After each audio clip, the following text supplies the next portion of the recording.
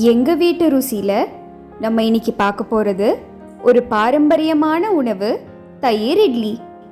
அதற்கு முதலில் ஒரு பங்கு பச்சரிசிக்கு அரை பங்கு இட்லி அரிசி மற்றும் அரை பங்கு உளுத்தம் பருப்பை எடுத்து நல்லா கழுவி 2 மணி நேரம் ஊற வச்சு எடுத்துக்கோங்க. இப்போ சிறிதளவு கறிவேப்பிலை, ஒரு சிறிய துண்டு இஞ்சி மற்றும் 4-5 பச்சை மிளகாயை நறுக்கி எடுத்து வச்சுக்கோங்க. இதன் கூடவே அரை முடி தேங்காவை திருவி எடுத்து வச்சுக்கோங்க. இதன் கூடவே 1 கப் புளிச்ச தயிரையும் எடுத்து வச்சுக்கோங்க. இப்போ ஊற வச்ச அரிசி உளுந்த ஒரு மிக்ஸி ஜாருக்கு மாற்றி அதன் கூடவே நறுக்கின இஞ்சி, சிறிதளவு பெருங்காயம், தேவைக்கேற்ப உப்பு மற்றும் புளிச்ச தயிர் சேர்த்து அரைச்சி எடுத்துக்கோங்க. இதை அரைக்கும் பொழுது இது கொஞ்சம் கொரகொரப்பா பெரிய ரவை பதத்தில் இருக்கிற மாதிரி அரைச்சி எடுத்துக்கோங்க.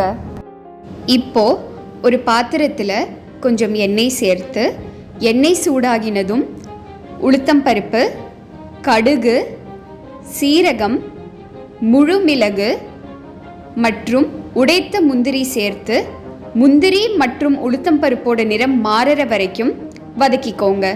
இந்த சமயத்தில் அரை முடி திருவி வைத்த தேங்காய், நறுக்கி வைத்த பச்சை மிளகாய் மற்றும் கறிவேப்பிலை சேர்த்து சிறிது நேரம் வதக்கிக்கோங்க. இதன் கூடவே அரைத்து வைத்த கலவையை சேர்த்து கைவிடாம கலருங்க.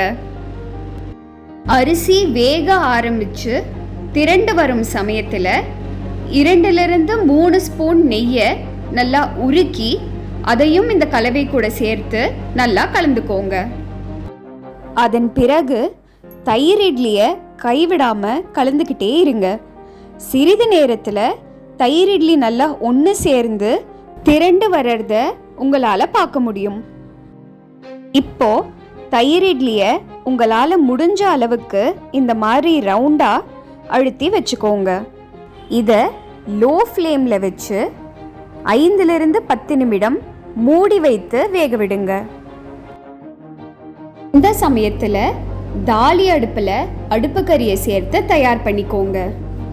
இப்போ தயிர் இட்லியை தாலி அடுப்புக்கு மாற்றி மூடி வைத்து 10 நிமிடம் வேக விடுங்க. தயிர் இட்லியை இப்படி தாலி அடுப்பில் சமைக்கும் பொழுது அதனுடைய சுவையும் மணமும் அதிகரிக்கும். அப்படி உங்ககிட்ட தாலி அடுப்பு இல்லைன்னா கேஸ் ஸ்டவ்லேயே லோ ஃப்ளேமில் வச்சு தயிர் இட்லியை வேக விடுங்க. இந்த சமயத்தில் பூண்டு மிளகாய் பொடி தயார் பண்ணிடலாம். அதற்கு சிறிதளவு எண்ணெயை சூடு பண்ணி அதன் கூடவே 3-4 பூண்டு பற்களை இடித்து சேர்த்துக்கோங்க. பூண்டோட நிறம் நல்லா ப்ரௌனாக மாறணும். இந்த சமயத்தில் அடுப்பை ஆஃப் பண்ணிடுங்க. அதன் பிறகு உங்களுக்கு தேவையான அளவு உப்பு, சிறிதளவு மஞ்சள் பொடி சேர்த்துக்கோங்க. ஒரு 2 நிமிடங்களுக்கு பிறகு எண்ணெயோட சூடு சிறிது குறைந்த பிறகு உங்களுக்கு தேவையான அளவு மிளகாய் பொடி சேர்த்து நல்லா கலந்துக்கோங்க. இப்போ நிமிஷங்கள்ல தயாராகிற பூண்டு மிளகாய் பொடி தயார்.